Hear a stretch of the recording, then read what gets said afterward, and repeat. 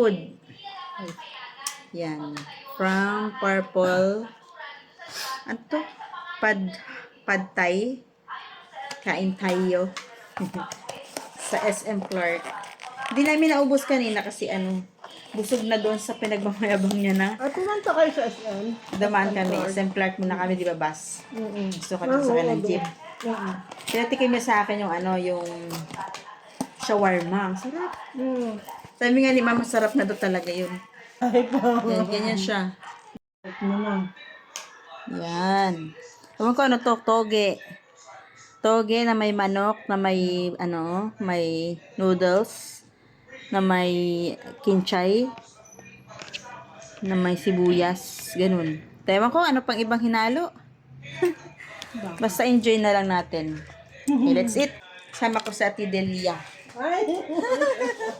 Nasama sa vlog. Okay, tara kain. Dami kasi nito. Daw sa shawarma. Hindi talaga maubos yun, no?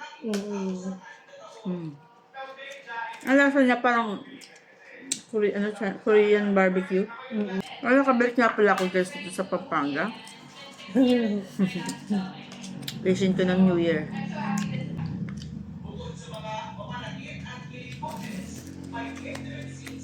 Ngayon ko nga lang pala guys na-meet yung katulong nila dito na dati nag-alaga kay patient.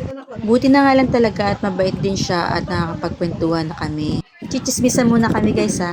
Andrew, si AJ Rabal. Oo. Nakita ko personal noon. Cute? Oo, cute. Halit na lalaki din pero okay lang. At buti naman nga at madali na kami nagkagaanan ng loob at nagkakwentuhan. Naging kabit si AJ. Ayun. Pero ngayon, Lumaban kasi siya ng Pagawad ba? Sanggol yan. Pampanga. Pampanga. Tapos ngayon, okay na. Pinapublic na nila. Yung una tinago muna nila. Oo. Pero ang galing ni AJ, no, 4 anak, tapos ang ganda ng katawan. Parang hindi nang anak, diba? Napaka-sexy. Sa Aldo yan. Tapos parang mas masaya si Alger kay AJ. Sa mga video kasi ni AJ, parang pinapakita niya na proud siya kay Alger. AJ. Tapos si AJ naman, ang cute niya lang talaga, tingnan. Pero sabi mo yun yung kabit na cute. Na hindi ka magagalit, pero unawain mo. Anak din ang artista. My smiling face.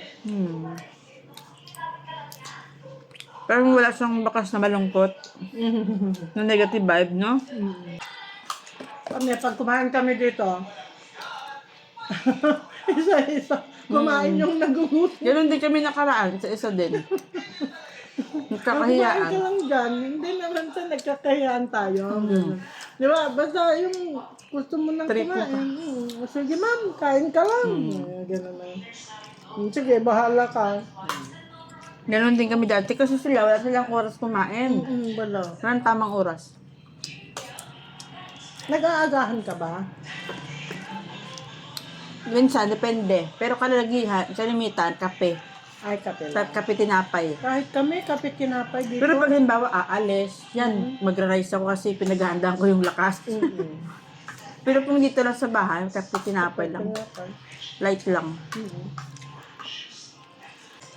Pag haggard, ganun. Nagra-rice ako. No. Sabi, subuhan kita di. Hindi na, ako na. Oo. No, hindi mo Pero dati pinipilit ko yung kumain. Oo, dati wala siyang lakas, no? Malakas. Malakas siya. Dati, di ba, ginagano niya? Hindi niya maangat eh. Sa alalayan ko siya. Tapos yung gaganin niya, hindi niya maganyan. Yung kamay niya nga, medyo... Lumakas na, no? Sabi ko, ala, lumakas naman ito. Baka